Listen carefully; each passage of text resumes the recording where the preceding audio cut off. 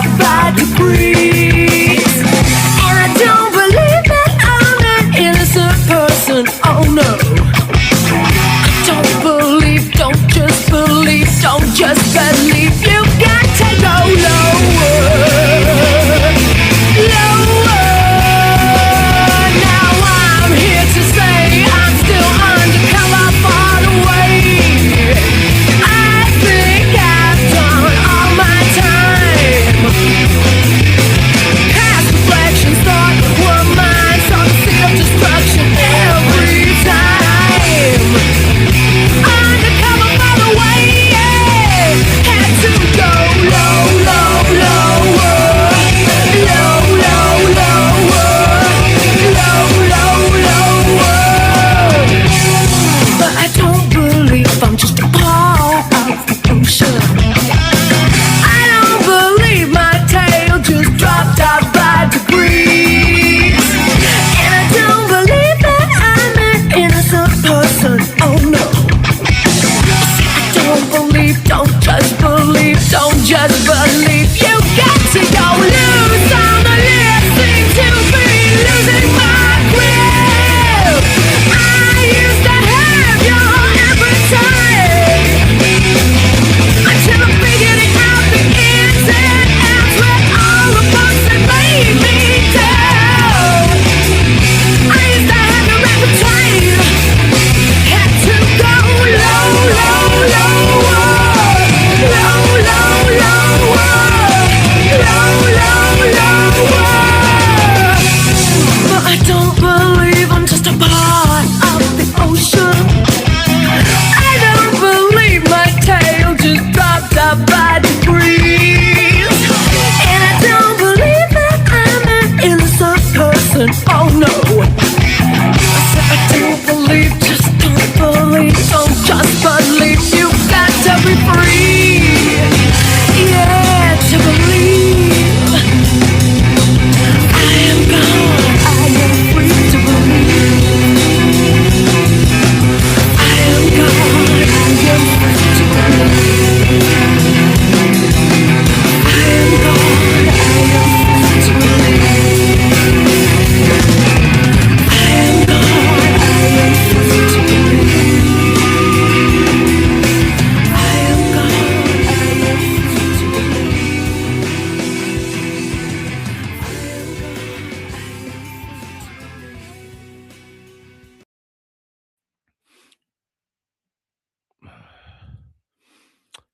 Oh, my head's a bit crazy today.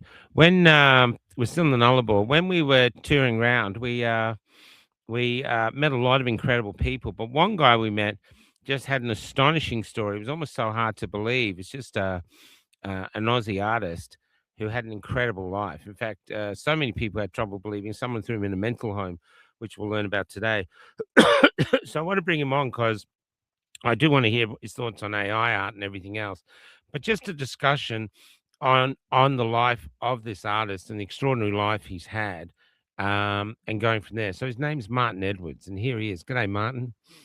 How you doing? I'm good, man. So let's start first. But you're actually Australian born, right? Yeah, Sydney. Sydney. You might hear a few dogs barking in the background occasionally. Yeah, no worries. So you're born in Sydney, and when did you realize you're an artist, or when did you realize you could make a living as an artist? Which is one of that. You can be an artist to make a living as an artist. They're two separate worlds. Well, I actually come from a sort of physics, science background, and then I did marine science and molecular biology, but I didn't finish that. So then I obviously, how can I put it, decided, go back to university. So I entered an art, went to uni and did fine art, but I'd never done art. When you applied for fine arts, what was it, painting, or what was No, basically I got accepted into the fine art course because I used, when I was studying marine science and molecular biology, I used to just stare down a microscope all the time and draw everything in molecular level. And they were all they were all in pencil, so I just rubbed out all the scientific names, and that was my portfolio. And of course, they thought I was a genius. But then I ended up in art school. I majored in sculpture and film and television. So I kind of, and then pretty much circumstance led to where I ended up working for a company called NatureWorks that specialised in making all animals and things for museums, SeaWorlds, all that sort of stuff. Sculptured animals. Yeah, like if you go to a museum, you'll see, the T-Rexes and all that sort of stuff. So we used to make all those. Yeah. So I used to sit there and sculpt animals and recreate nature all day, every day. And then what material would you use for those zoo ones? Used to do a lot of sculpting out of cement, clay, mainly the traditional kind of sculpting techniques out of clay, and then you mold them, and then I think at that time the company had about really big. They'd be really big. Huge. Yeah, you're talking scaffold and stuff so that you can actually sculpt them, but all right down to having to sculpt like crazy bugs and things like that. And we used to mold them. We used to collect a lot of dead reptiles and things, and you'd fill them with expander foam and make them look kind of like they hadn't been run over by a car, and then you'd mold them, that sort of stuff. So we had freezers full of reptiles and things as well at the time. So all the roadkill in your area went missing. Yeah, all the stuff. We all used to drive around with plastic bags in the back of our car, and the boss said, the directive was if you see it on the road, you have to pick it up. So, and you're talking like everyone would be dry reaching while they're trying to mold this thing, because you can only do it so many times and refreeze it, if you know what I mean. So, but then basically, I kind of was at that company maybe 4 years or something. It's a long time ago. Then I branched out with several other companies, and then I was offered a job at Universal Studios over in Singapore when they were building a big park over there. And so I left Australia and basically never came back. So when you were at Universal Studios, I mean, that must have been a hell of a thrill going, wow, I'm going to be working Universal Thrills in Singapore. What were you making there? The same sort of stuff? Same stuff. I was doing the Egypt zone, which would have been Revenge of the Mummy from memory. It was a big dark ride roller coaster. We were making mountains and huge big statues, recreating the movie basically. And what were you doing? What material? Mainly concrete, and then you do work on site where you weld all the steel frame up, and then you spray it with like a sand cement mixture, and then sculpt it as you went, and basically make all the mountains and all that sort of stuff. Were you learning this as you went? Like you're just picking it up as you went, or you'd done that in Australia? No, I never really studied it. I just kind of, it's kind of picked it up as I went. It's been basically that's what I love. It was kind of like I had the advantage of once I got overseas, I wasn't subject to the tall poppy syndrome that Australia has. That kind of, how can I put it? It allowed you to kind of make it up as you went, fake it till you make it, so to speak. You had to be bold enough to, give it a go, essentially. Yeah. So overseas doesn't have that tall poppy syndrome, you're saying? No, like, obviously, like, working with a lot of Americans and stuff like that, they're more, they're like, they're almost like that evangelist Christian thing of where it's like, everything's awesome, everyone's awesome, and prop everything up, if you know what I mean. So my job, I ended up, I pretty much ended up becoming one of the highest paid creative directors in that industry in the world. So my job was to basically inspire people to, be more than they imagined they could be, to push the boundaries of, their human potential, I suppose. That's pretty much the best way to put it. But I went on to work for 20th Century Fox, and then ended up in China for a long time. Yeah, so basically, And these basically they were seeing what you were doing. They knew you could do the job, and so they were just moving you around as it went. yeah, it's kind of like that. Once you get your foot in the door, it becomes kind of like jobs for the boys. Like, for instance, the creative director of Universal Studios will then move across to 20th Century Fox, and you'll randomly get the phone call going, "Hey, what are you doing? You want to come and do Ice Age and Alien or whatever it is?"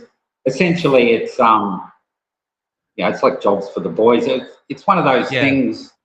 Yeah, there'd be instances where you get someone that would be like a super kind of anal perfectionist, but they just wouldn't get along with people. They, they're exceptional at what they do, but they weren't a team player, so they cause more trouble than good. So essentially, a lot of it's having people skills as well as But I was the guy that also there'd be time, wouldn't there? I mean, this is money is time. So well, I ended up being renowned in the industry. I'd get phone calls from clients where the theme park was $1 billion over budget and a year overdue, and I'd come in and get it done within 3 months. Yeah. I was renowned for how can I put it? Being able to execute things very fast and to a high level. Yeah. And so this is the boy from Sydney, left Sydney, gets a job, and now he's a global citizen and working on these things, Yeah, in the industry. I've never met anyone who worked in the industry before. Yeah, I used to when I worked for Evergrande, my average month I'd be flying to America the first week of the month and do design meetings, New York, Florida, LA, and then I'd fly back, and then we'd go to Europe and see all the ride manufacturers and factory visits, and then you'd do China the next week, and then a week, back in the office, so to speak. So so I was blessed to get to see the world, But what were the different cultures like? Say, working in New York, working in China. Well, I kind of found, because I pretty much had a very broad exposure to all the different cultures around the world. I'm on job sites where there's 6 different languages going, and you're talking third world country labourers. So you kind of you get a real insight into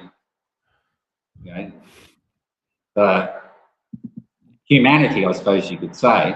But I came to the conclusion that literally we're all the same. We all have the same base desires and aims, but we're all just expressing it, in a culturally different manner. So the average person overseas, regardless of whether they're living in a third world country or it's some wealthy person in New York, they essentially want to, be able to provide for the average person wants to meet a partner, have a couple of kids.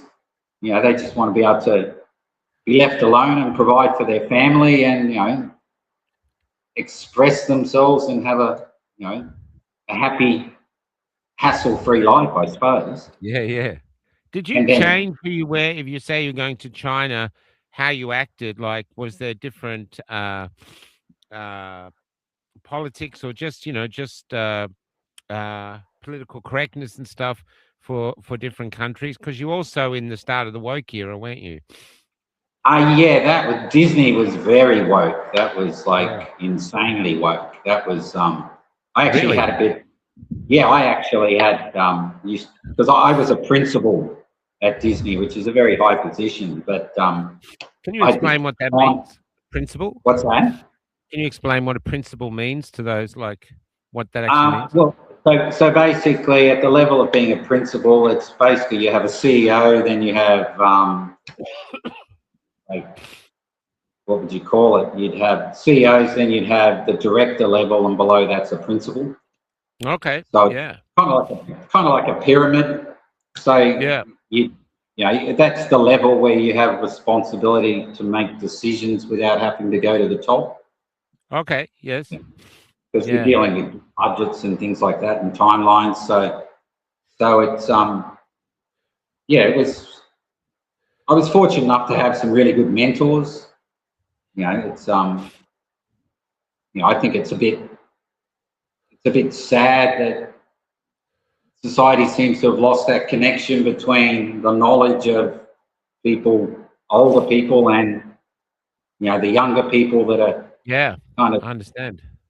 that are pushing forward, but not necessarily with the perspective of the bigger picture. Yeah, It's all yeah. there's a lot of they tend to go for the quick self gratification and miss the bigger picture. Yeah. Well, the other thing too, we were saying as an artist, most of us or most artists learn their craft. Like, so you had a 4-year apprenticeship building these statues because I guess you'd have time constraints there, and you still wanted to be creative and this. So, do you think that was your apprenticeship that sort of set you on your way? Yeah, I'm one of those people that when I put my mind towards something, I pick it up really quickly. Yeah. Okay. So it Yeah. was kind of like um, I come from a music background as well, so my life's always been about expression, and Yeah. I've essentially chose not to anything that I was bored with. I just couldn't bring myself to stick with it. Yeah. Yeah. So I tended to gravitate towards things that allowed me to express, myself and Yeah. go brought joy to my life, I suppose would be the best way to say it. Yeah. I can't see the point in doing something that doesn't bring you joy. Because Yeah. No, I yeah, totally. What was it like going back and seeing the rides in action? Did you ever do that? Seeing the people enjoying what you created? yeah, that was when I put it, like for instance, I've built some of the biggest aquariums in the world, and just seeing the look on the kids' Wow. faces when the big whale sharks swim past and things like that. Yeah, and to be How honest part with of you, that? How much of that with the aquariums? How big a part did you play in that? Was it just building the aquarium itself and what was in it, and then other people put in the fish, or were you there from beginning to no, end? well, I'd even to the degree where I'd be involved in selecting all the different species. Wow. Because I had a background in marine science, the two crossed over, so I could actually Yeah. name all. I could name all the corals scientifically and stuff like that. And Okay. Cool. I've made, and I pretty much I designed a lot of them from the ground up. Well. Okay. Um, That's it extraordinary. was because in my position, being a creative director, it's all about the guest experience, and part of Yeah. that is also about the captive animal experience. Yeah. If you don't have a happy animal, you tend not. Kids tend to be distraught more than happy, if you know what I mean. Okay. Okay. So Yeah.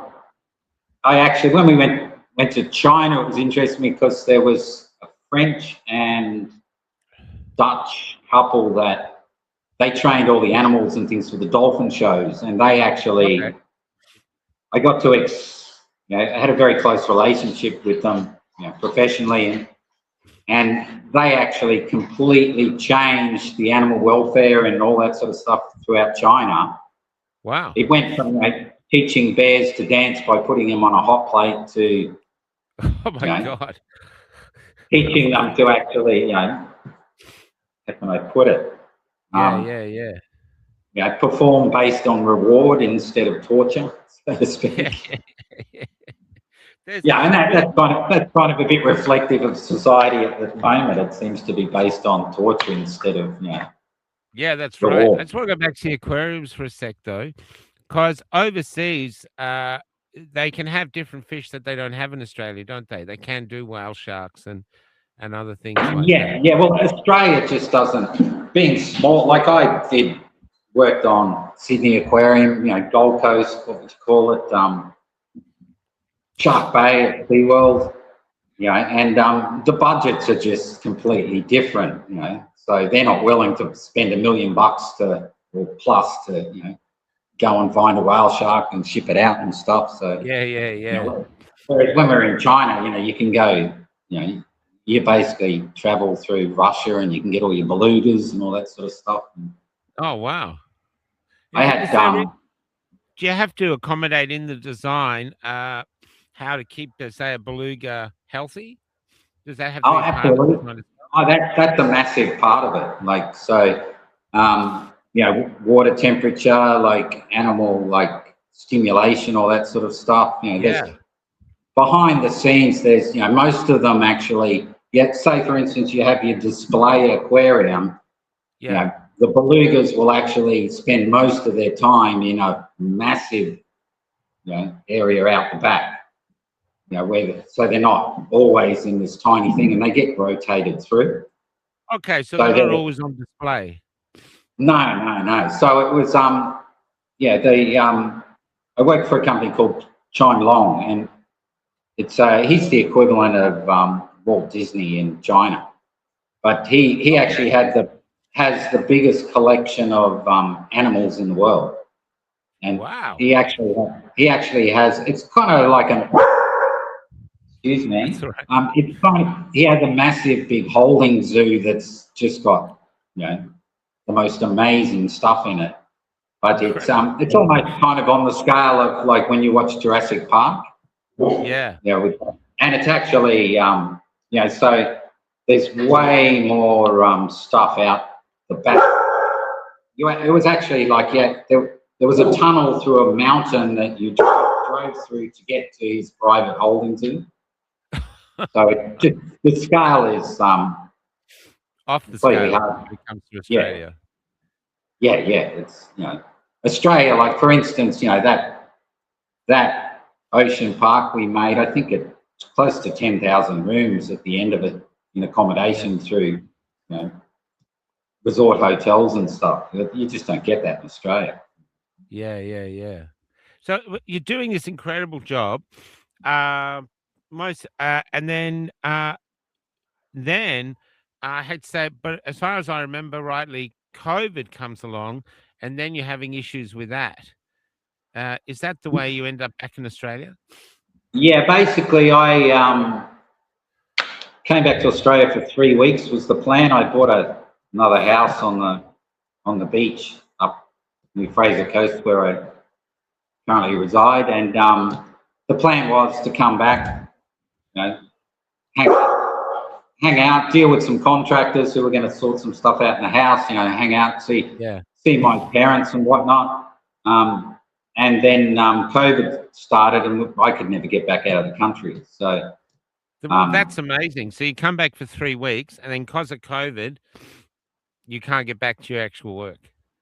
yeah, and obviously I didn't participate in the madness. So it pretty much I just signed another 5-year contract, which equated to probably about 2.5 mil in my hand. Yeah, great. But that just You just signed that, or that was I pre-COVID? just signed that. Okay, great. So you're starting to come back now. Basically, by not complying, it cost me like 2.5 million, pretty much. Yeah, Yeah, that's but extraordinary. yeah, that's probably the best choice of my life, to be honest. Yeah, it's still extraordinary when you think of it, though. You know what I mean? Most people, money is it, and you walk away from $2.5 million, probably to maybe even some more, really, and just because you don't want to partake. But the other thing you had, tell us about going into the mental home. This is incredible. Yeah, because there's I moved out basically when COVID all sort of kicked off, and that I made a choice. Okay, I'm going to move out to a farm. That's where we met you. Yeah, but it's actually, we sold that farm and moved to another one on the same river, but it's got, instead of building a house, it actually has 2 houses on it and stuff. So essentially what happened was, turned out that we purchased a contaminated property. Now, the neighbours had built an illegal road directly in front of one of the houses and along the boundary, made out of concrete truck waste washout. Now, I ended up, unknowingly, I'm constantly mowing and tidying the place up and doing this stuff, covered in dust. I end up with chromium poisoning, and I end up with severely inflamed lungs and all sorts of stuff. So I think I basically get to the point where, okay, this isn't good. I've got to go to hospital. So I end up going to emergency. The first time they gave me a referral saying I've been exposed to lots of concrete dust. Then they basically give me a referral to go and see a GP, blah, blah, blah, but tell me if it gets worse, come back. So I go back to hospital a couple of times. I think it was on the 4th or 5th occasion, I go to hospital, and then pretty much I get out of the ambulance. Next thing, I've got security guards around me, and I wake up in the acute mental ward. Now it turns out that because doctors ask you, oh, what do you do? And I obviously said, oh, I used to work for Disney and stuff, and of course they're like, so mad. Yeah, and then right. of course probably would have been safer to say you think you're Jesus. Yeah, and then I'm there, of course, explaining that, look, there's a toxic road out. I've been exposed to this stuff. They then ring the council, health department, going, we've got a guy here that's claiming that there's a toxic road and this and that.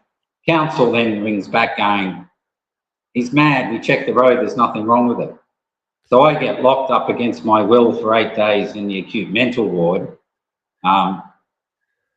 Basically, they diagnosed me as delusional.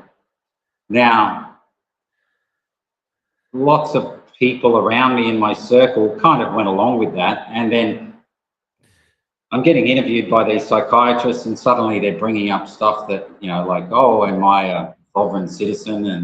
And, oh, apparently apparently I believe the vaccine is genetic engineering, and apparently I believe there's, all that cooker stuff. You believe the truth.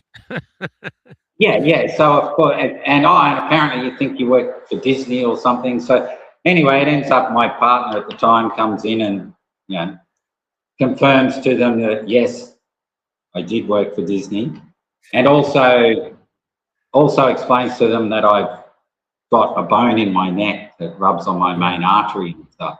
Now, it got to the point where I'm in the acute mental ward, which was, like, how can I put it? I had a room to myself. Yeah. Had a room to myself.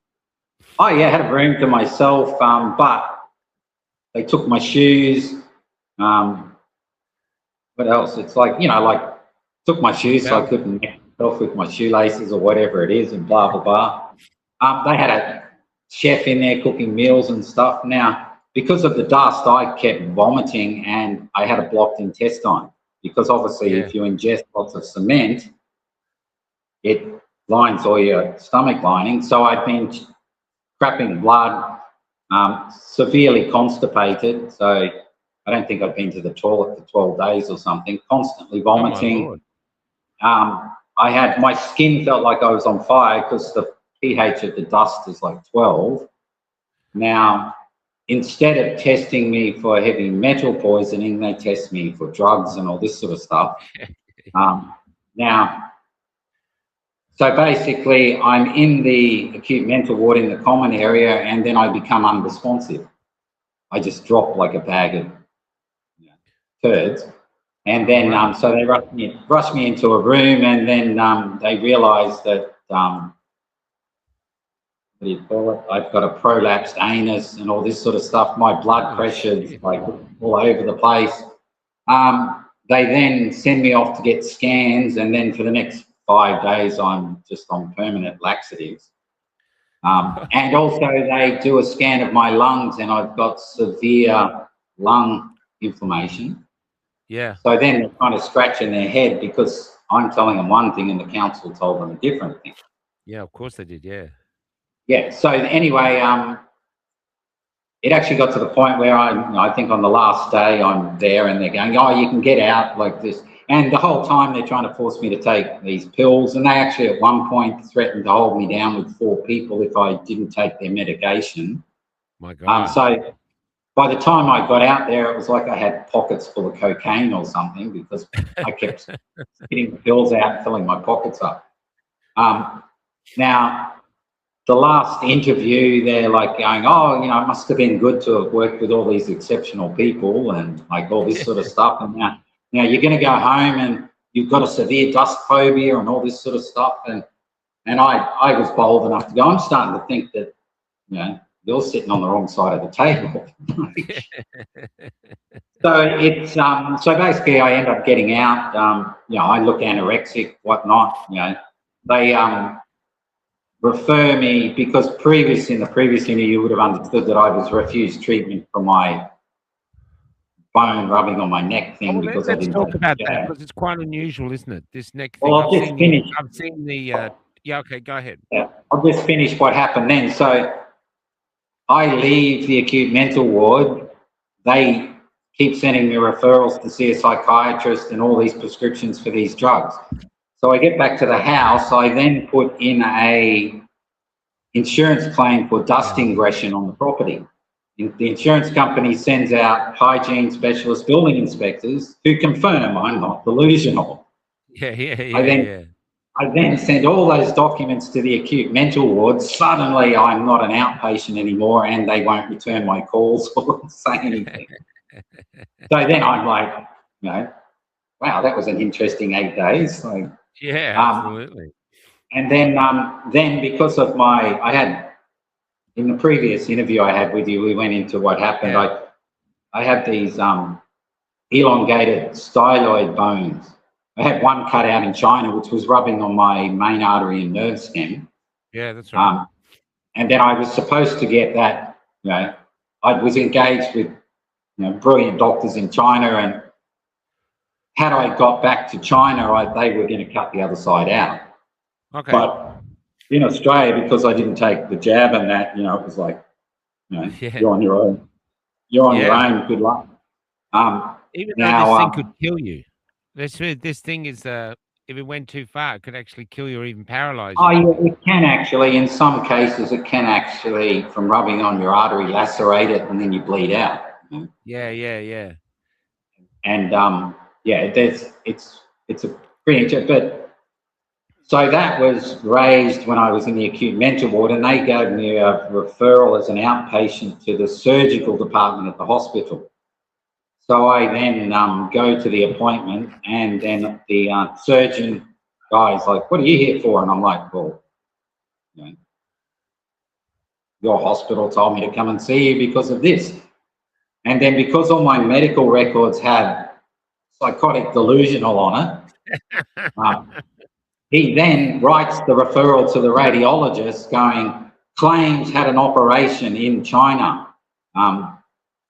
elongated styloid eagle syndrome, and then delusional syndrome in capital letters, question. So even though the referral was from other doctors in the same hospital, he wouldn't believe me. So it got to the point where I had to get all my medical stuff from China to actually get, for them to believe me that I previously had an operation. Yeah. And instead of scanning my neck, they kept wanting to scan my brain, thinking I was a nutter. So, yeah, and so the whole time it was kind of just like, what planet am I on? This is like insane. You know, I've got, you know, the irony is I used to wear $4,000 suits all day, every day. Had I walked into the hospital in my $4,000 suit, it probably would have been a completely different experience. Yeah, exactly. But because obviously because of the toxicity of the dust and all the vomiting, and plus the fact that, you know, I have a bone pushing on my main artery, and, you know, it's very difficult to swallow. I look like a junkie because I'm super skinny. Yeah, so it's like, they even sent drug counselors around, and I'm like, dude, I've never even like had ice in my life. You know? But yeah, it's interesting because they just seem to they're set in their ways. They don't like listening. They just go, no, this is it, bang, bang, bang. Away you go.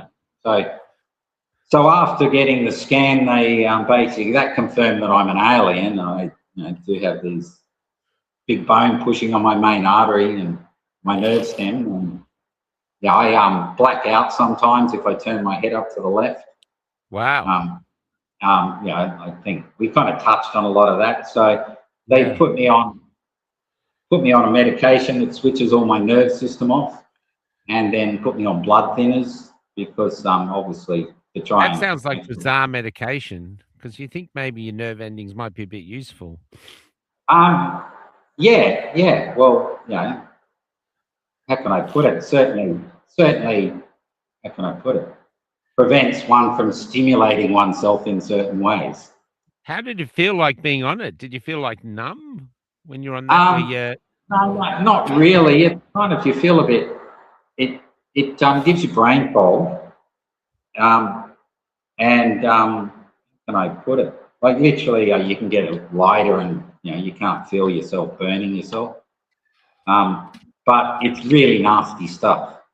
So fortunately, I have some.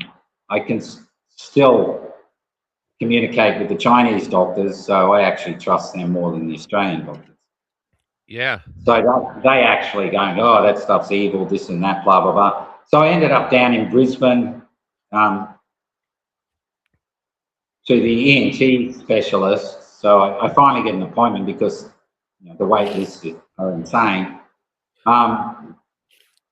Interestingly, everyone I come across has to Google my condition, even the surgeons. So I end up, suddenly there's 4 of them in the room and they're like, oh, okay, we'll operate in 6 to 8 weeks. But first, because they were concerned I kept having mini strokes because Okay. my vision just goes, like, because basically it blocks the blood off going to my blood supply to my head. Or my head starts swelling up because the blood's not draining. Yeah. So then then I have to go and get brain scans and whatnot to make sure that I'm not having, getting brain damage and whatnot to clear me for the operation. So got cleared. Apparently, my brain was fine. But that's the only doctor I trusted, to be honest. And then suddenly I get a letter from the hospital and they're informing me that I've got to wait for a year to get surgery because they just don't have You're any. already blacking out. A year and you're already blacking out now. Yeah, and they previously said 6 to 8 weeks. Yeah.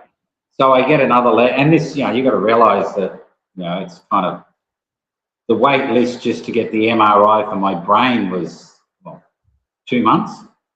My God. Yeah. And then so I get a letter from them basically saying, oh, look, 12 months. So I'm kind of, the position I'm in now, if I could deal with it, even one of the other doctors, the gentleman, he was the only actual doctor that had heard of the condition before. He was like a consultant. When I went to emergency one time later in the story, he'd actually heard of the condition and he went, look, the wait lists are so long, if you can, try and get overseas. Wow. And essentially, it appears that there's just not enough qualified surgeons to do the operation. Yeah. Because in our first world well, country. it was actually like the head ENT surgeon went, oh yeah, we'll have to cut your tonsils out and do this and that, and then you get the Chinese doctors going, why the hell would they do that? I'm like, oh, okay, so I've kind of been. Can I ask, how is your Chinese? Are you fluent in Chinese because you've been working there so long? Oh, if you don't use it, you lose it. You could probably parachute. You could probably parachute me into China, and I'd be at a bar partying, having great conversations before you knew it. But Yeah. But it's kind of like I speak drunk Chinese, basically. Drunk Chinese. I love it. Well, that's what they all say because I did put my head through a windscreen young, so I tend to speak a bit nasally. But so pretty much at the moment I would just kind of, what's the word? How can I put it? I've just chosen to disengage with them at this point and just put it. heal through my faith in my ability to heal. So, Oh, really? So you're not going to go to China and get it done? well, obviously at the moment I'm in a big battle with council and dealing with lawyers and ombudsmans and all this sort of stuff. So I can't really run off and run off because who knows what will go down if I'm not here. But the extraordinary thing is, you've actually probably. I'm not saying I don't know which financial position is now because of the 5 years of COVID, but you actually have the money to get the pay privately for the operation. How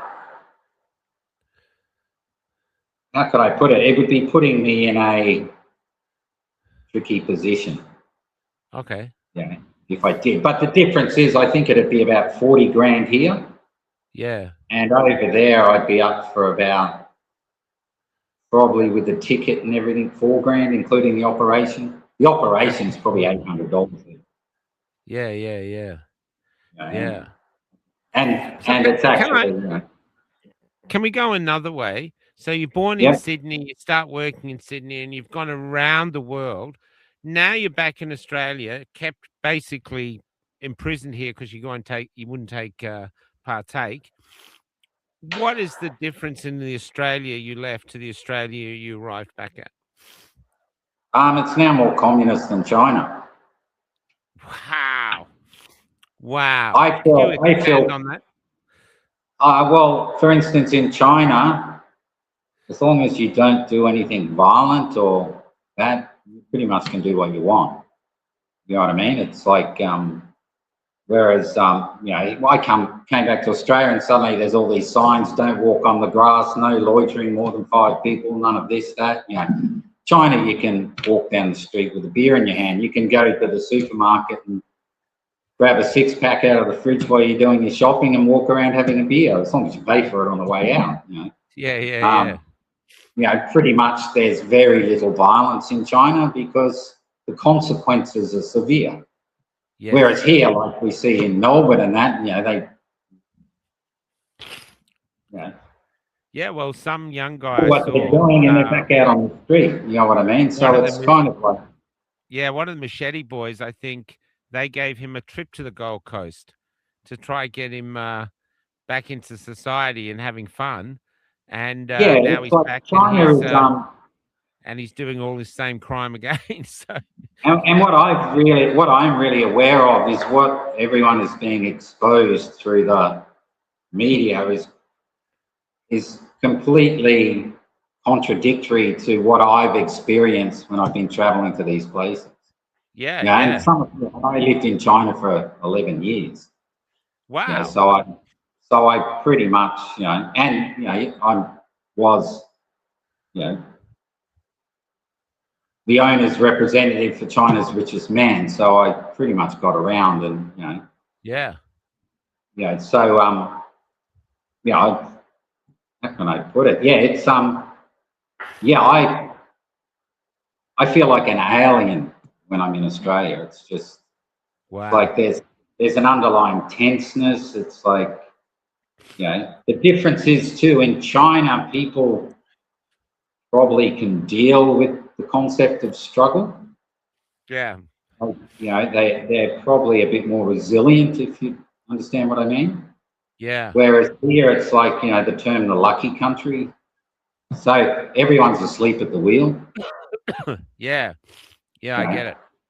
Can I ask, Robin's got a question here. I actually had the same question, but she beat and done. What about the social credit score system we're hearing about and the homelessness caused by people who have their social credit score is too low? Have you had any experience with that?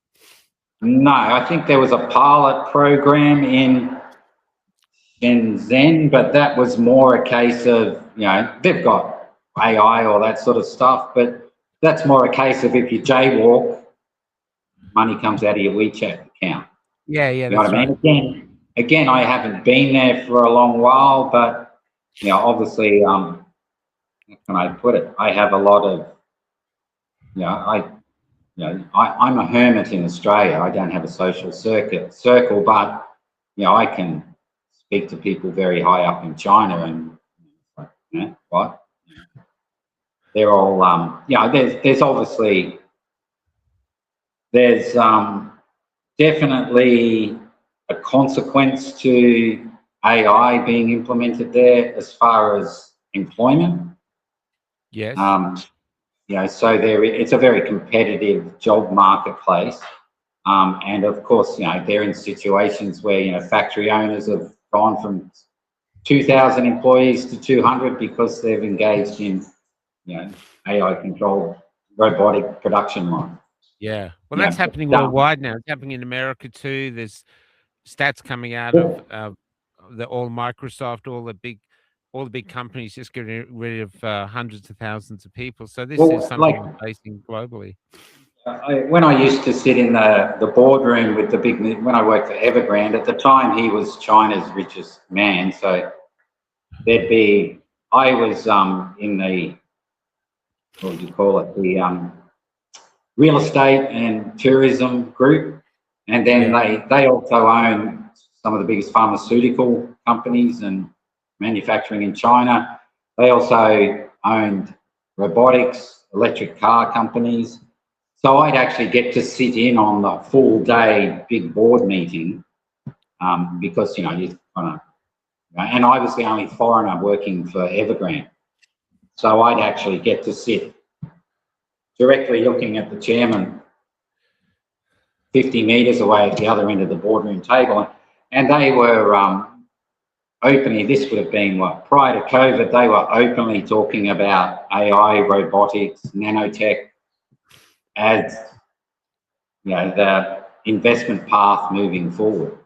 So they've kind of embraced it, haven't they? Because we're seeing the robot presentations. Well, I suppose what at that level, people they were well aware of what was coming. You know what I mean? As far as how the world by design is evolving.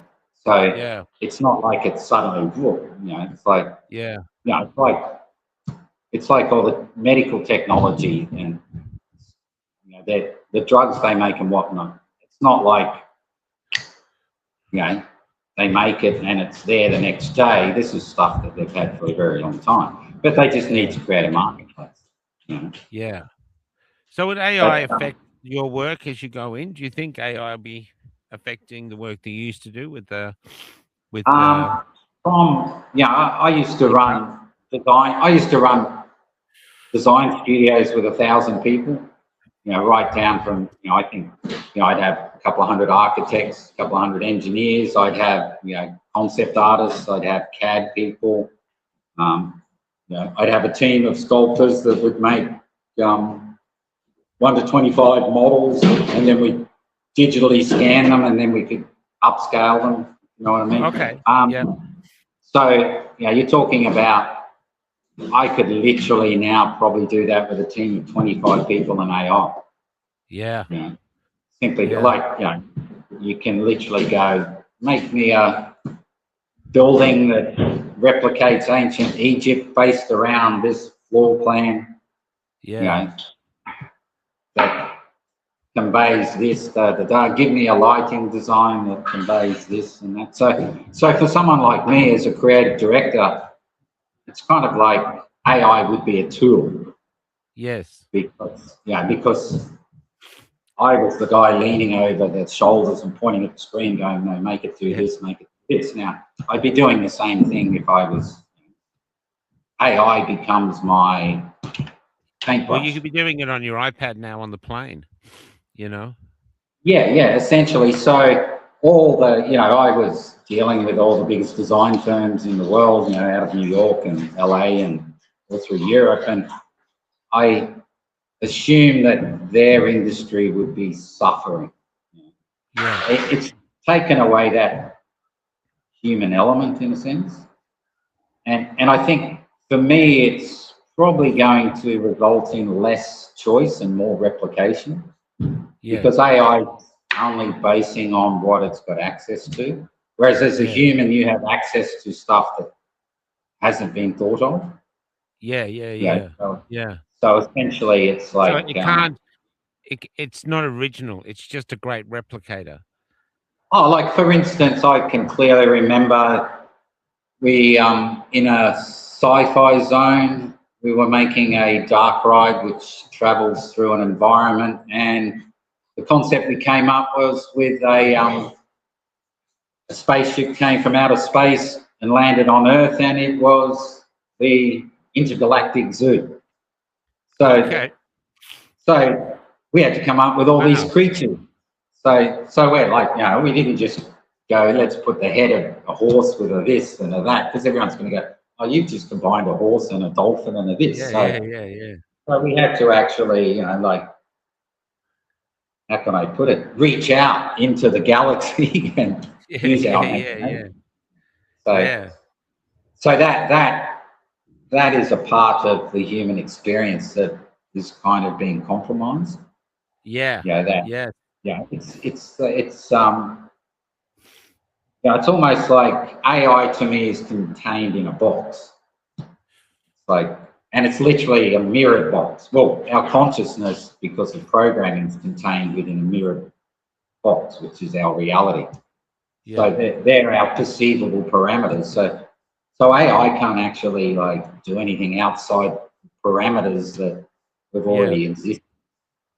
So the challenge now for artists or visionaries or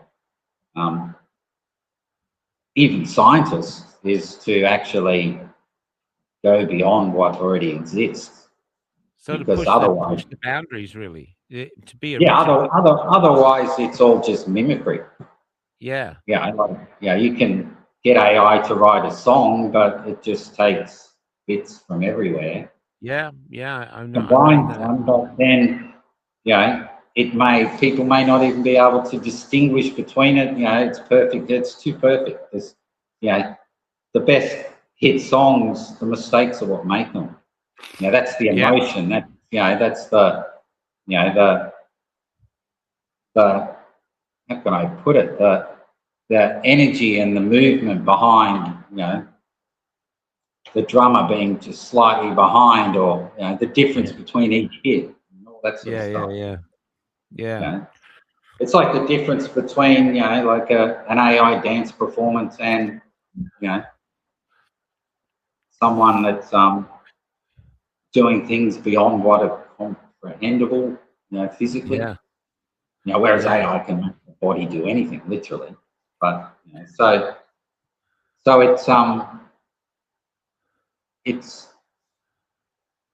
it's actually, to me, it's switching off our imagination. Yeah. Now, our human experience and what we create and the reality we live in is all has all been created by our imagination. Yes. So it's That's like it's right. killing magic in the world. Yeah. Yeah, Yeah. and we're at the mercy of our perceivable reality being overtaken. Yeah. Yeah, Yeah, it's a real concern, I noticed the Chinese, though, they see it as a different way. Or the thing is, I don't know what to believe anymore. You know what I mean? That's the hardest bit. You said you're not on social media, which is probably healthy, but if you're on social yeah, I media, don't. I choose not to. Because obviously being overseas for a long time, I never had Facebook or any of that stuff. yeah, I think I had WeChat or whatever you call it, the Chinese thing, but that was, we're talking to someone who used to do 100-hour weeks, and that was, I'd spend most of my time looking at designs and files and yeah, red line you're just too drawings busy. and stuff. I don't watch television. I don't. I consider the phone to be a black mirror, so I don't actually. I selectively watch things that are more. I'm more drawn to things that explore the human experience, or Yes, the human potential, more so than you know. I find that I'm more aware of what's really going on in our reality by not being trapped in the black mirror, yeah, I get you. because I focus on my perceivable reality with my senses, and they've become Yeah, very heightened. Now I can scroll through something and get 10 different versions of what's happening in Iran or here or Exactly. Ukraine. Yeah. Now that then Same with China. But then it's almost like we just our brains, our neural pathways have been rewired because of the screens that we just believe everything or we brush over it. Yeah. So, and then it just creates division because you get, they always portray duality of there's always got to be two camps within a conflict. Yeah. So you end up with all like two groups of, I call them flying monkeys, like out of Alice in Wonderland, where everyone's like believes they're informed, but it's not based on their perceivable reality. Yeah. It's an illusion. Like if I look in the mirror, is what I'm seeing, is that real? Yeah. An illusion. Yeah. So everything I'm seeing in the screen is actually an illusion. Yeah. Now, it actually, by watching the screen, we touched on this in the previous interview, when you watch the screen, like if I'm seeing a dog on the screen, it registers as a dog because it fires a neuron within my brain that because of past experience, that's a dog. Yeah. Now, if I see a real dog in the real world, it fires a neuron. But if I see a dog in the fake, what would you call it, the illusionary world, it fires a mirror neuron. They're two separate pathways. So the more people actually watch the screen, the more it's actually switching off their connection to the real world. Yeah. Because it's actually creating a whole neural network in the brain. This is all stuff I relied on knowing to actually immerse people in all these, these environments and worlds I had to create. My job was to make an attraction where for 15 minutes you believed you were a character in the movie, and you know what I mean, you were completely separate from reality. The same applies to the screens.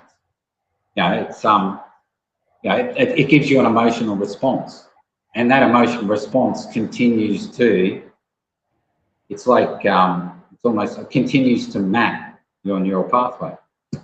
So it's like we live in two realities. Yes.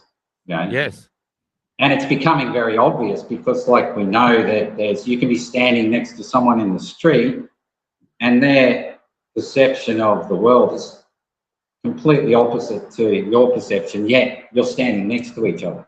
But they see the world. We're seeing that now. I mean, we have a world where there's a big where the United Nations has come out and said a man can be a woman, and other people are going, just from the scientific concept of two separate neural pathways. Yeah. You standing next to someone whose reality is based on the mirror world. Yeah. That's why I call the phone the black mirror. Yeah. Or you can be standing next to someone who's based on the natural world. Yeah. Yeah. Yeah, I get you. Yeah, and it's actually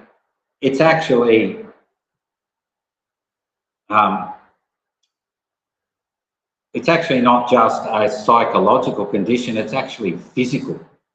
It's like if someone's, taking a medication, it creates a neural pathway. Yeah. And the medication tends to switch off the neural pathway that would create the dopamine or whatever it was. Yeah. The drug's designed to switch that off and replace it. Yeah. Or improve whatever it is. It's the same with the screen, it's doing the same thing. Yeah. So people's thoughts aren't their own. Now, unless I am standing in the middle of a battlefield overseas and going, I actually consider I don't really have the right to have an opinion. Yeah. I can be aware, but then why would I choose to take a side? Now I've interestingly sat in a meeting with shadow bankers that were supplying all the black money in China for a lot of these projects. The irony is there was three of them. One was a British guy, one was an Israeli, and the other one was a Palestinian Jordanian. Wow. Now, at that level, you've got an Israeli and a Palestinian running this shadow banking system. So bigger, like, but yet in our reality, everyone's fighting over all this stuff. You know what I mean? Yeah, that's right. So it's all about. It's like, you know, two teams of flying monkeys that, you know. Yeah. It just. Well, that's it. I do think we live in a world now where reality is, it's almost like pick your reality. You know what I mean? There's and there doesn't seem to be any debate. Like there's people who are anti-Trump, people pro-Trump, and they can't sit down and just have a reasonable debate. Yeah, very.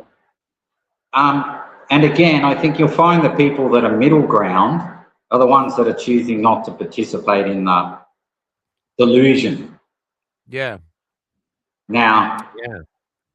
interestingly, like, okay, if you could say we live in duality. You know, scientifically, you know, there's a positive and negative on an atom or a magnet, for instance. Yeah. Now, so that means there's always plus or minus. Now, imagine if at some point, so imagine we step into a new reality. What would happen if someone suddenly decided on that scientific textbook to go, no, positive, change, just rub out the negative and the positive and put them on the other side of the magnet. So suddenly positive attracts positive and negative attracts negative. Suddenly it's like attracts like. Yeah. And there's no duality. So you're going to find that like-minded people tend to be attracted to like-minded people. Now, I kind of sense that it's almost like energetically where we've entered this construct where the laws of physics are possibly changing, where suddenly we're discovering that suddenly like attracts like. So we're getting this big division because, you know, so it's like, it's almost like one cell dividing into two. So you get all these people that, you know, they can't tolerate the opposite anymore. Yes, that's Whereas correct. before, you know, the saying opposites attract, you know, it's like you always got, in a relationship, it was like two halves make a whole.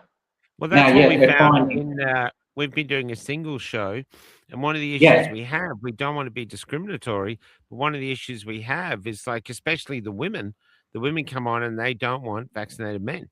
You know, they're quite adamant about it. It's not going to happen. I'm the same. I'll be honest. There is a real division now that and I think people are to change. People are kind of, you know, I think through observation and listening to what, you know, say, a lot of people seem to be gravitating towards, it's like they're discovering the oneness within them or their wholeness.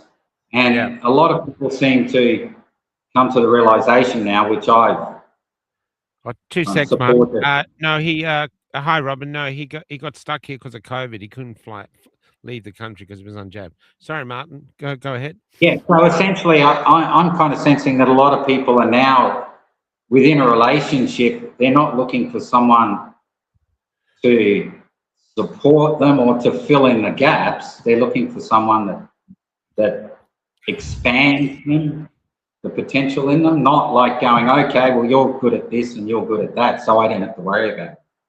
Yeah. So it's kind of like, it's almost that more mature sense of looking at it that, well, the God in me sees the God in you.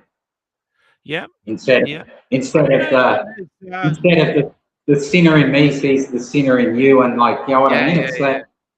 It's more so that, you know, we all, you know, I think if everyone was mature, they'd be able to accept that no one's perfect.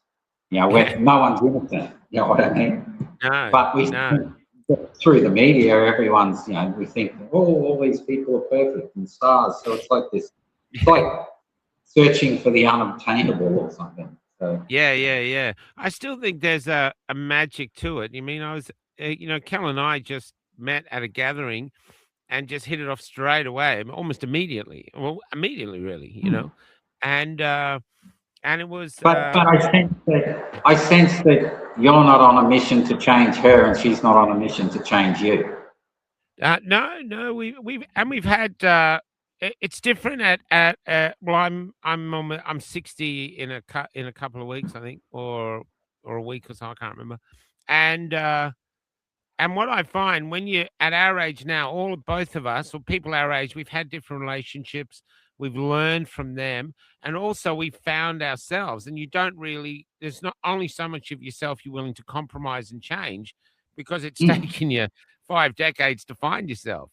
And so it's finding that balance of little things you will change and stuff like this. But basically, it comes down to two souls who just like hanging out with each other.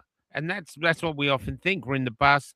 We've been on the Nullarbor now because we're doing 300 Ks a day, and we've had a few days off because I've been a bit sick. And we're not killing each other. We're actually getting on. Kel's down there at the back of the bus doing comments. And it's really just cool to hang out. You think, I've only got this bit of time on the planet, and I found a soul that my soul just loves hanging out with. And it's a real Yeah, blessing. and interestingly, the way you're terming it is you found a soul. So you're literally expressing that you're a soul having a human experience. Yeah, absolutely. Yeah. Right. Whereas that's different than a person projecting a persona. Yeah. Based on what they perceive they should be, or what everyone thinks. I think a big lesson that a lot of people are coming to understand is that there's no point in being concerned what other people think about you. They're all That is the NPCs. first liberating thing, which you don't seem. Yeah. You seem to have liberated yourself from that pretty early. I see. I kind of like, how can I? Well, see, because I had a car accident and went through a windscreen, I had no recollection of my past. So I got this like, Wow. it's like I got, we talked about that in the last interview. But then that was when I went overseas after that. So it was kind of like, well, Yeah.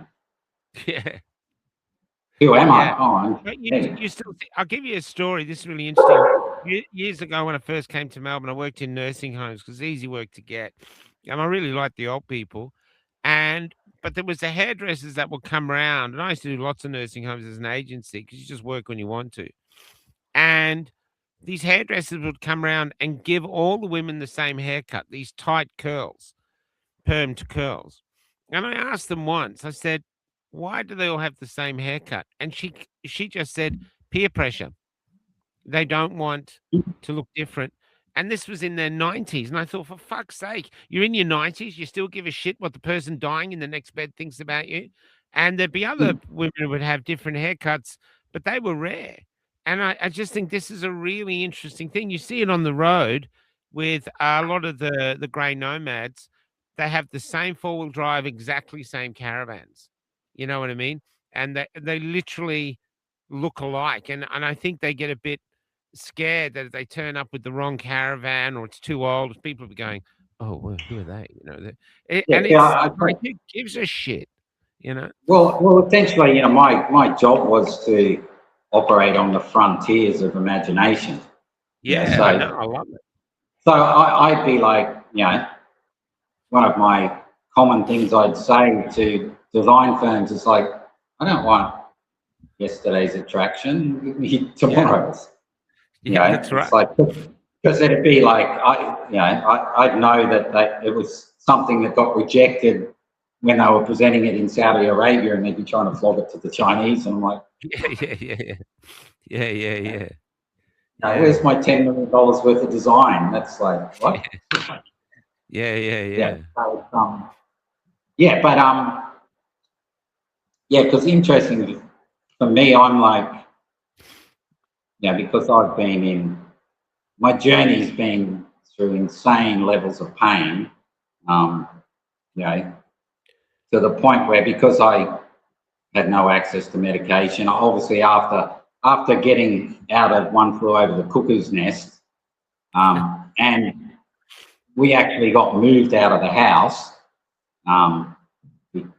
And then so I was living with my 2 dogs down by the river, whatnot, sleeping under the stars, to the point where the only way I'd be sculling bottles of wine so I'd pass out so I could sleep and just escape the pain. But then, so all that I've been through has been a blessing, because it's actually, how can I put it? It's actually allowed me to discover what my vessel actually is capable of. Yep. So, and what the boundaries and what you can actually deal with. It's like, because I've actually got off the medication now simply because how can I put it? It's, I've been blacking out, falling downstairs, and it's got side effects 5 pages long. So I've kind of been just, I just approach it that everything is just electrical signals firing in my brain. So, I've been fortunate enough to be, it's like I've been cast onto a desert island by myself. So I've been fortunate enough to actually have those conversations with myself that most people aren't willing to, because they're too busy interacting with others. So I got into a lot of meditation, a lot of, which I've been into for a long while, but a lot of breath work, a lot of stuff like that, and using the pain as my teacher, essentially. And kind of that, the fact that the bone grew and calcified, well, that logically means that it can dissolve and I can poop it out. So I kind of, now you'll find this is actually kind of a bit of a, it's almost like I feel I'm stepping back in time a bit, because I don't talk about the medical condition. I don't affirm it. I affirm that, I declare that, that I'm healed. So it's kind of like, it's like positive affirmation. It's almost like I've chosen to abandon the reality that is constantly telling me what I can and cannot do. That is constantly telling me what, as a human, I'm capable of. Now, if I go on fear, isn't it? Yeah, fear. Like if I go and see a doctor, well, they make a declaration saying this, this, this, and this, and you're screwed without me. Now, I've been in a position where, well, you're screwed without me. Like, because it's like, partake or go away. So it's kind of like, so it's almost like it's forced me to explore the boundaries of reality. It's like, it's definitely been forcing me to exist outside of my body a lot. And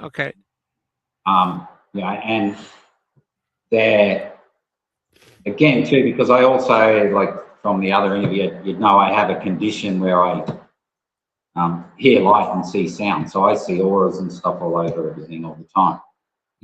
We went right into that in the past interview, but I spend a lot of my time, because I don't partake in the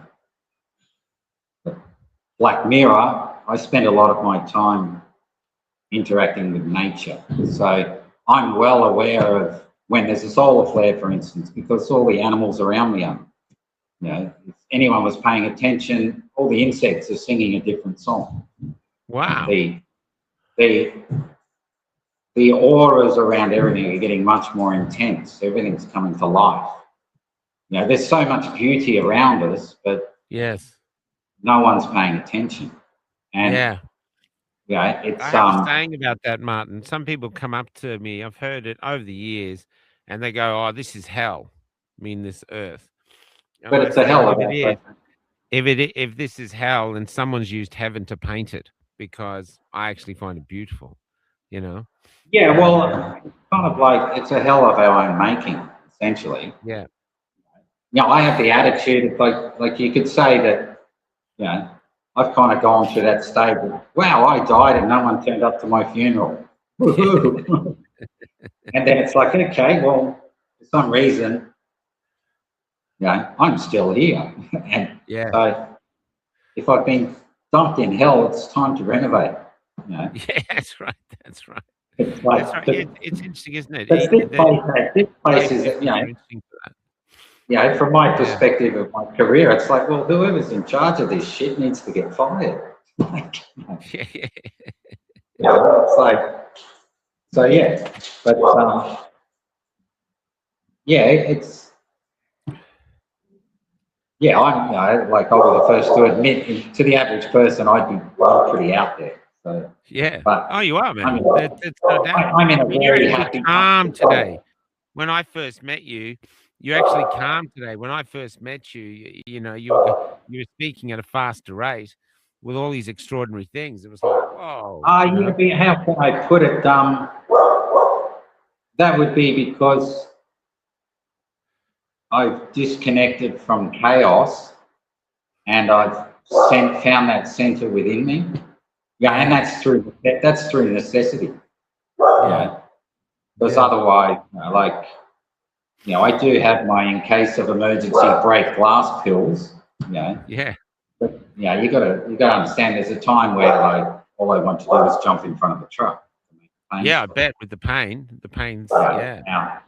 And having seizures, all sorts of crazy shit going Yeah, on. man. I think I dislocated my shoulder at one point because I blacked out going down the stairs and went through the wall. Jesus. Um, And and were you then with was anyone there with you, or did you just wake up with your head in the wall? the dogs were with me. They just kind of like, oh, shit, I got to fix the hole in the wall. Yeah, it's interesting, isn't it? Do you think now that you've got this contract, so I take it the contract's to go back doing what you used to do. You said the $2 million contract you've come in. So is that a contract to go back and doing the work you used to do? No, that's the contract I lost because of COVID. Oh, that's the contract you lost. Sorry. Yeah, My head's full. I haven't had any income since COVID. Wow. So I've been like I've applied for jobs, but then like they always, I literally would be better off writing that I just escaped out of jail in my resume than what I've done. I did apply for project manager with the council, and then the CEO of council basically went, well, to be honest with you, we think you're going to get bored and like you're too intimidating. And I'm like, but boring is good. And the irony is, that same CEO, he's since quit, but that's the same CEO that I've been sending extremely intimidating letters to and whatnot, and exposing all the corruption and this sort of stuff. And basically, dude, I'm not bored anymore. So, well, that's one of the things about Australia. You said Australia's more communist than China. One of the things now is so many people work for the government, and if you work for the government, you have to toe the party line. Whatever the government says is true, you've got to agree with it. Well, obviously I've worked for lots of the Fortune 100 companies at high levels and stuff, and my perspective on the public servant here, it's either so ridiculously, what's the word, incompetent or corrupt. Yeah, but I think a lot of the people. I actually in a way would prefer to think it. I'd actually in a way would prefer to think it's corrupt because you can pull that tooth out. But if it's incompetent, you've just got to start again. Well, I don't know. Look, let me tell you about a theater we were putting a play on in the theater once. All the people who ran the theater cared about was the fact that the toilets, he said, oh, these toilets were really sorry. They're really old fashioned because they had men's toilet and women's toilet. That's all they cared about. They didn't care about trying to get us bums on seats or helping us market the play or they're supposed to put a big sort of thing on, but they just had no energy, no passion. And I used to talk to the councillors and say, why don't you give them bonuses? Because you've got theatres here that no one's coming to because these people don't give a shit. They just turn up and do their job. If the theatre's empty, they don't care. If it's full, they don't care. So there's no sort of drive. There's no sort of entrepreneurship to actually, Well, no hey, let's one, make this no, cool. very few people are coming from a place of inspiration. No, Very few, it's all about very woke. few, very few people are actually operating based on their own choices, their decisions. Very Yeah, few people actually. It's like, again, there's no reward system, and I yeah. mean as self satisfaction. I'm not talking about here, have money, have No, this. no, I It's get it. like taking pride in what you did or whatnot. Yeah, yeah, It's more so everyone seems to be in this. Well, it's like they're trapped in a loop, yeah. and if they're not willing to get off the treadmill, No, no one, no, that's right. everyone's trapped in a box that it's like there's that they have, which limits their perception, and they're not able to actually literally think for themselves. Wouldn't it be, They like, don't have oh, to. I think if they get wouldn't it be alone, good? they do. But it's safer now. I think if you're in a government job, it's safer just to parrot whatever the government says is the truth. Oh, You know? I have been for 12 months dealing, at a very, lawyers, whatnot, dealing with council, ombudsmen and all that sort of stuff. Now, we've caught council out in blatant lies over and over again, but they'll keep repeating the same lie, even though it's got to the point where I've had council road workers out the front of my house going, yes, it is concrete truck waste washout, we are very aware of it. And then the CEO sends a letter going, it was so ridiculous that if the first time we reported it, they said, oh, it's private land, nothing to do with us. So I put a right to information request in, it's council land. There was never a development application to do major works on council land. So the person that was supposed to be representing the public didn't even know it was council land. And then it's and then it's like, oh well, we have no record. We have we have no record of who did the work on it. Well, it's got your street sign on it. And then it's like, no, but it's not a road. And I'm like, you do the search and it's like surface, trafficable, like responsibility, council asset, but these people just blatantly stare at you going, it's like, it's like, hello. So, I know. fortunately, I'm a very patient person, and I kind of, I'm good at reading people, and it's kind of like, okay, I'll let them go down these roads and that, but we're still going to end up at the same place. Yeah, that's right. That's right. That's right. What are you thinking you're going to go forward now? I mean, COVID basically put an end, or at least a pause, on what was an extraordinary career as an artist, and truly is an extraordinary career. You know, what do you see with going forward now? Do you think it's just basically setting up your own business or consultancy or just trying to survive? To be honest with you, I don't step outside of the moment. Yeah. Because So I you're don't just have a hermit. pretty much. I don't. How can I put it? You're one of the first humans I've spoken to for a long time. Wow. It's, You're such a great conversationalist. I mean, that's just a crime.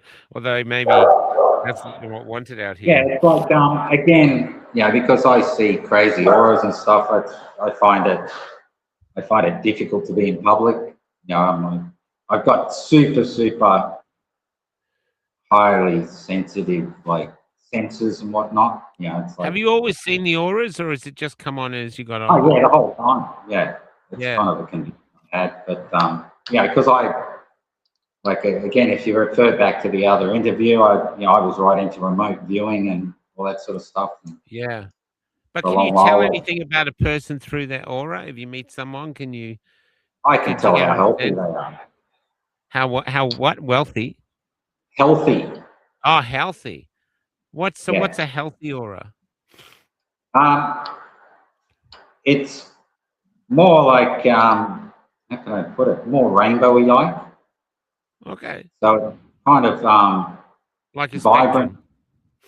Yeah, yeah. There's like a broader spectrum of light, and of course it extends further. Like if I look at my hands at the moment, I've got all crazy rainbow lights coming out of the end of them.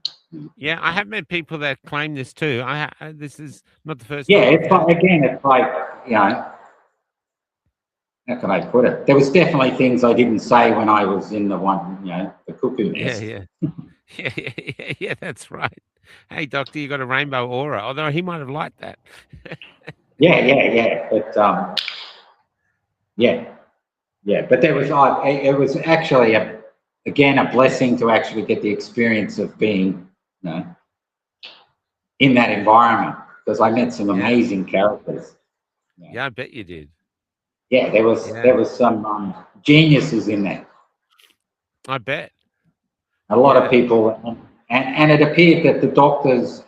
My observation was that they just drug the people up and then just keep like these are your symptoms because they match the profile to give you this drug. yeah. Yeah, I had yeah, and there's people. sorry, we had another friend uh, who got put into the same facility, but in Toowoomba, and uh, and I went in to see him because I was very concerned. They'd arrested him and put him in. Same thing. He believed what we believed, so they said, "Well, he's a nutter," and uh, and it was very interesting being in there because maybe they were just on drugs, but I didn't see people walking around hitting their heads on the wall or talking to people that weren't there. Oh, Everyone there was was a a bit. few of them. I didn't see Yeah. any when I was there, but I suppose there was. But Oh, it you'd was, hear the screams at night through the walls, and I think there was a yeah. lot of sort of drug psychosis dudes Oh, that okay. if they weren't medicated, they were like, they would have been a perfect extra in a kind of devil possessed zombie movie or something. Did you ever But fear they wouldn't let you out? um, no, not really, because how can I put it? Because legally they could only hold me for so long. Oh, okay. Um, Yeah. and you got to realize they actually halfway through it, after they actually found out that I wasn't full of shit and I actually was Did sick. work for Disney. Yeah. I'm there saying, hey, I think, my lungs are burning and my skin's burning and this, and they're going, oh, it's like, it's you're coming down off drugs. I'm like, test me, there's none in my system. But and then halfway through it, like after they actually, I'm complaining that I can't breathe and telling them that I've been exposed to all this dust.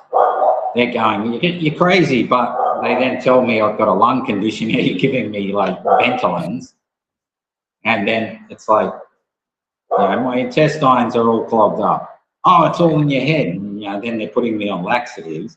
And halfway through it, they went, oh, well, you're no longer you're a voluntary patient now. You're no longer being held against your will. And I went, well, see ya. No, you can't go to the doctor clears you. And I'm like, and he's like, here, have the pills. And I'm like, well, I'm not taking them. Oh, well, now you're voluntary, you don't have to. And by the way, do you want all these ones that are in my pocket?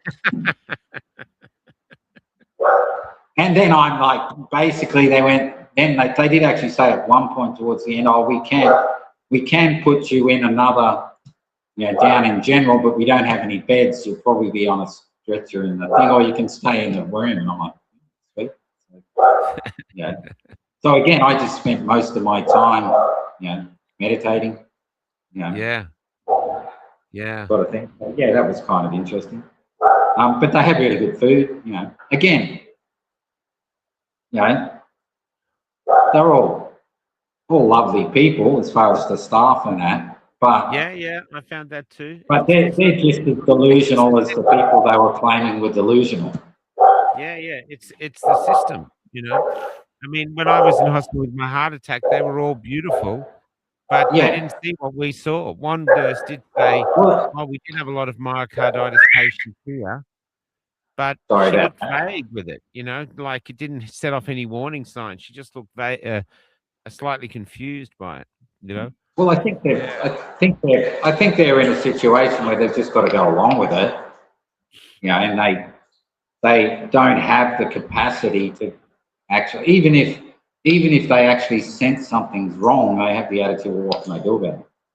Yeah, they're just doing their job and just look. Yeah. It's where we are. It's really interesting. It's a really interesting time to be alive that way. You know what I mean? And just Well, trying to make sense of it. You know?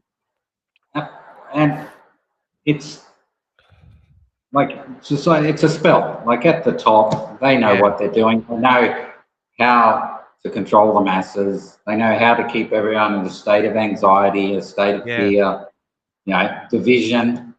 So essentially, their goal is to regulate sanity. Well, a So perfect the best, example, Martin. A perfect example is a tweet came out today.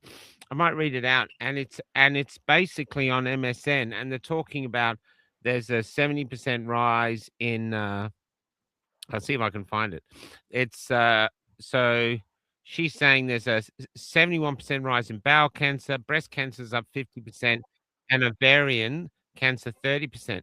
So I wrote this today. It's the jabs. You all know it's the jabs, or surely you must now. You by now you must suspect. And many of those who, and basically, when I say you were coerced to take it, many of those who coerced you to take it, they were exempt. Uh, and it's so clear now when you write this thing, it's doing well, it's being shared, but it's so clear that you make it, it's like, it's, I can't see how you can't see it, or at least suspect. well, But there are people out there who just don't.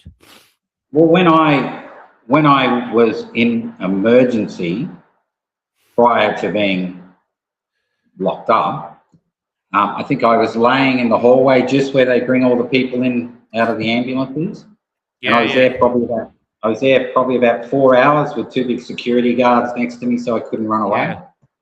And but at that point, I was happy, going, "Oh, cool! I'm finally going to get some treatment." Because I was lied to by people around me saying, "Oh no, the doctors are going to treat you," but there was, but that's another story. But I was laying there, and over that 4 hour period, like I can vividly remember, they're bringing in old people, people of all ages, and I can still see this lady's face. I'm going to She's listen to it. laying, looking towards me, and you could tell she's struggling, and they've got the heart monitor on her, Yeah. and then suddenly she flatlines, Oh, my Lord. and then they just like come over, unplug her, Oh, she my sits Lord. there for another 10 minutes and they wheel her off. I counted the sound of machines flatlining over 15 times in that period I was there. Oh, my Lord. And, That's terrible. I'm like, now, they didn't seem to like go, because it ramped up big time. They had nowhere to Yeah, put yeah, anyone. yeah. Like, it didn't seem to be a big deal.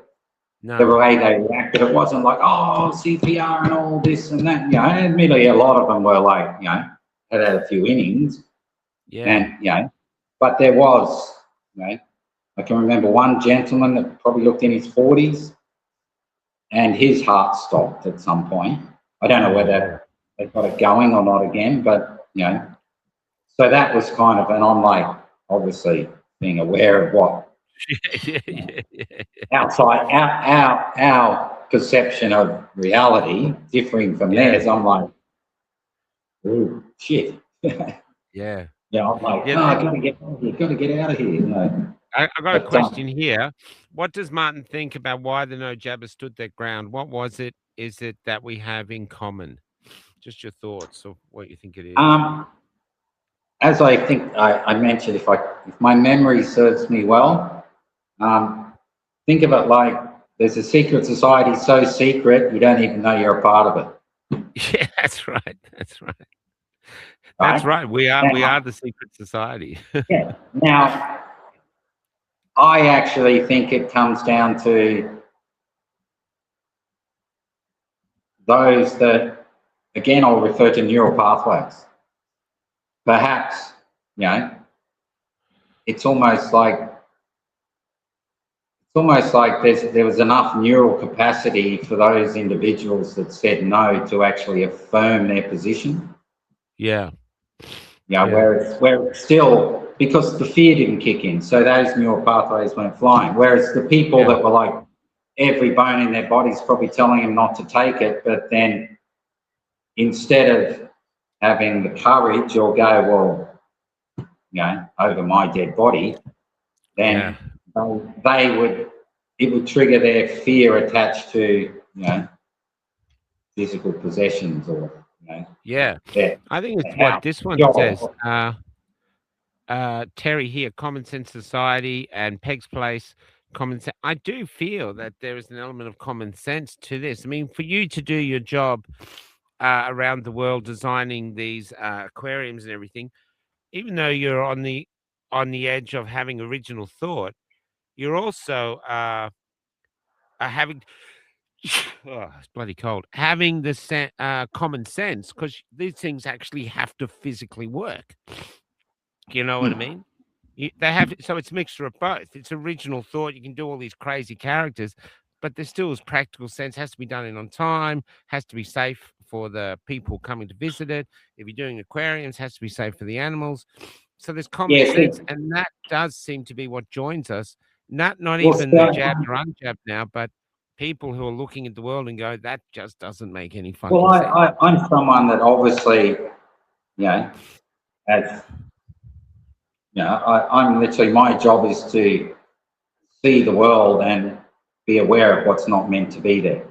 Yeah. Yeah. Right? That's kind of my job. If I walk into oh, hello, cutie. Sorry, the dog's peeing on my foot. So my job, for instance, is, I go into a casino, I'm creative director in a casino in Macau or something, and I walk in and it's like, change that, because think of it like if we design casinos so that everyone's so immersed in the environment, they forget time, they this. But if I go and put an X on the wall, if I go and spray paint a big X on the wall, that breaks that spell. Yeah. But suddenly it's like if you ask someone that's been in a casino, what colour was the carpet? And they might have been in there for a week and they can't tell you. Wow. That's the lighting even designed to play with your mind, because it creates different states. Now, through my journey, I've become well aware that my body is actually a pharmaceutical factory. Okay. Now, because my body can make all these chemicals without any other input. Yeah. Right? Now, literally, you have a choice to take ownership of that pharmaceutical factory. Yeah. And then consciously run the production line through your positive thought, I suppose, if you could say that, or through affirmation, or you can give that, can almost give that over to an external one. Yeah. So obviously I take a pill that switches my nervous system off. That's that's replacing chemicals that are active or whatnot. So by choosing, it's almost like it got to the point where it's like I was crucified on the cross with nails in my feet and my things, and then it got to the point where I just didn't feel the pain anymore. Amazing. And then so that's kind of like so then it's obviously, that means that it's almost like if I take the pills, suddenly I feel the pain. Wow. So that's why I it took me a while to, a lot of discipline to push through it. It's a lot of, I got through it literally by sitting there listening to the cicadas, the bugs, the symphony, all the animals, and then literally it felt like I was levitating with them. Wow. And then I get to a place where my awareness was above the level of pain. Yeah. So I kind of find though that, like, I've still got medication there, but And this thing that with your neck, this is a genetic thing, isn't it? It's just a bone that's yeah, it's basically it's called what's his name, Doctor Strange, Doctor Paul, or whatever his name is. yeah. Oosterhouse. No, it's Yeah. yeah, it's called the styloid process bones, and on the average person's about 2.5 centimeters long, Yeah. and it has a ligament in it. So when Yeah. you move your neck, it moves. But mine, the scans they did mine on the one, because they cut the other one back to the base of my skull. The one Yeah. on this side, according to the scans, like 5.7 centimeters, Okay. and And then that can cause like a lot of trouble. like your finger, then it's calcified. So when you move your neck, it's like a nail in your neck. Yeah, yeah, So, yeah. so literally, it pushes on, and it pushes on your main artery, which restricts Yeah. blood flow, and also Yeah. on I can't remember the name of the nerve. It rubs on that, which is like Yeah. electric shock treatment, neuralgia, all sorts of crazy stuff. Yeah, So yeah, yeah. my whole neck was going into spasm all the time. Yeah. So I still at the moment get good jolts and crazy shit going on, but and I Well, kind of find yeah, it's like a when I spur go in a through way. it. Yeah. Sorry. I was gonna say just because I've got this bloody head cold, but what was really funny was one of the things that Kel and I living on the road now, as long as we do, we're very well aware of the lack of insects. There's a huge drop of insects in a lot of the places we go. We don't Yeah, have to in clean my them for world free. they're everywhere. Yeah, we were one place we were camped recently on the Nullarbor. We've noticed it's not an ant, not one single ant. And they're Yeah. thinking, when in Australia do you get somewhere there's no ants? And I don't know, it's because they spray out here for, well, I don't know, but but then when we're looking for insects, I pick up a bug. So, so I'm finding that funny. So Well, I'm loving the conversation. We're going to have to go and get some rest. But thank you for coming on. This is the thing I just like to do is just bring on people. I'm trying to get two or three others in our community to come on and just have a chat because this is not about entertainment. This is a community where we sit down and this is it's part of it. like you're going to feel much more comfortable within yourself if you can remove yourself from the black mirror Yeah, and focus on your perceivable reality. You'll feel much better within yourself. And yeah, also, there's that saying where they say where attention goes, energy flows. yeah. So Okay. literally, everyone's almost propping up the anxiety by talking about it Yeah, all the time, yeah, by watching all the stuff, and it's almost like you're okay. I think of everyone's a mirror now. But what are you actually?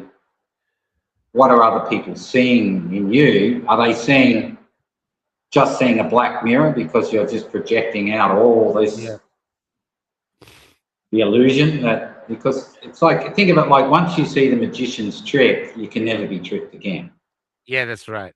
That's right. And this is all designed to keep everyone in a controllable trance. Yeah, Now, yeah. Hypnotized. Yeah, like, it's almost like if people have been eating people or whatever, like whatever oh, is coming out, well, why would you be surprised? Hasn't that been going, according to his story, that's been going on for a long time. yeah. I Yeah, know it's but insane. Eating kids and all this stuff they're finding, see, from and our it's hard to conscious, know how and much of that is true as well. Like well, even again, I I wouldn't even bother trying to work it out, yeah, right? Essentially, I think about it like it's switching off everyone's imagination. Now, thoughts create reality. yeah, So it's almost like be bold enough to daydream and yeah, dream of the world. dream of the world where that doesn't exist. Yeah. See if And you can that will manifest it into existence. well, that will override. It's a frequency war. Yeah. You know. Now, Yeah. if they Yeah, I've heard a keep, lot of people saying that recently. A lot of people saying that. yeah, Yeah. I said that in the previous interview. It's always, that's how the way I interact with my reality and environment is because there's no separation. Everything's connected. There's colors, and there are literally two ethers, so to speak. Yeah. It's almost like they're creating a God machine, Yeah. and Good point. AI is new religion. Yeah. Yeah. Yeah. You know? Yeah. I've been And the seeing that. God, the God machine is like essentially teaching you that, you're less than your creator, so Yes. therefore behave Oh, there's a and huge push. down. There's a huge push to make humans feel useless and worthless, which is the reason I want you to come on so people could hear everything that this boy from Sydney has actually managed to achieve. And that's only probably a little bit that you covered, you know. But there it was. And Oh, this basically, is yeah. How can I put it? I could take our conversation into what would you call it? Occultism, all the sorts of stuff, because I've studied lots of that. I could, go right into remote viewing with, all sorts of crazy stuff. yeah. But that would probably just confuse everyone even more. Well, In a I wouldn't be sense. able to keep up. I'm just about to collapse here. This Yeah, very so TED talk it's I've had like, tonight. Yeah. just everyone discipline. I suggest everyone, like, their aim is to regulate sanity. The best defense is to regulate insanity. Yeah. So, they say you are what you eat, or you think what you Yeah. take in. Now, Well, to if tell you you the can get truth, I think Troy, on that, what you're saying, Troy, who's on the thing here tonight, g'day, Troy, he said something profound where he said basically what they've managed to do is make loving your country a thought crime. You know, Mm. and that's what it's how it's, and I don't know if it's happened on purpose or I don't know if they're just so, I don't know how it's happening really, to be well, honest, but you well, do see it happen. from my position where I had to create things constantly at a high level, I'm very aware where thoughts come from. Yeah. As far as reaching into the river of thought. Now, Yeah, okay. think of it like you're not really creating, you just got to remember. You already know everything, Okay. right? So, but that's being overridden by all this, he said, she said, they did this, that. If you find that Yeah, quiet flow, everything you need to know in the moment, you have access to. wow. Because you might see something and it might emotionally affect you and you react to it, but Yeah. you still have a sense of right and wrong or good and bad. Yeah. So you still have the same conclusion, but you don't need to have all that emotional response. I love the dog. Yeah. So, Yeah. because the emotional response continues to Yeah, I know, propagate. Clark. I'm reading Clark. Yeah, I'm gonna have to call it quits, man. I know you got so much to say and you don't get to talk much, but I wish I wasn't, but I'm just No, I just drank too much coffee before I came on. yeah.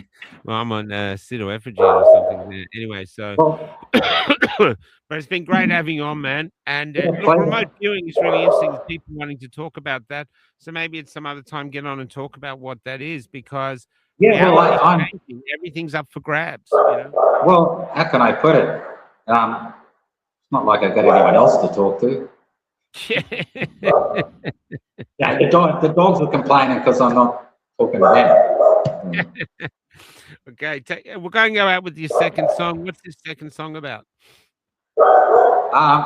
Seek and you'll find there's nothing out there. It's all inside you. Okay. and you'll find. So just see if this that's one. Yep.